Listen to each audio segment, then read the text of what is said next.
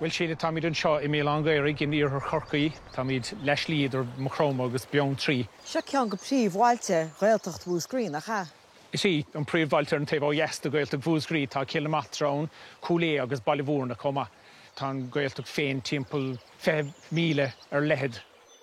Tá timpeall 900 duine I mór himpeall an baile I mé an gairig é féin agus tá timpeall 200 in san baile féin. Tá an bunscoil lán agus tá an scoil dar levéal lán in seo tá cuman pelle láidir a going an buin príborí. Tá go leor agus sí angur fér le daoine páirte ghlachán.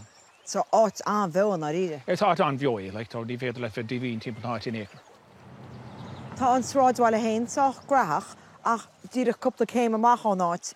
Tá áit álinn cinál clúd an seo tá siochananta simreach.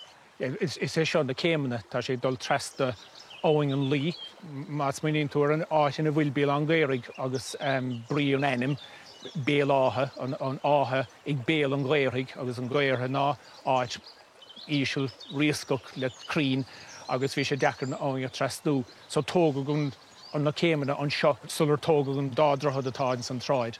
Las tú cinnar a toigún na céimena? Tá sin anna ása ar fad tóga os cion 1000 blian ó hin. Tá érsmí starú timpeall na háite, na uigine agus ruí mar sin léiríonn go bhfuil daoine an seo le 3,000 blian. Tá rion na níine le feicáil timpeall na háite seo le stoid 3,000 blian an nuas. Ach céirt faoin stair atá níos gurúin beidir 8 blian an nuas. Well, nuair a buníoh chun an gailge nach dócha trí, bhí lán daoine go raibh simachá I chósaí gailín. I dul go dtí áitne go raibh 4 gailge á láirt agus ceantas náitna son ná béal an gairig.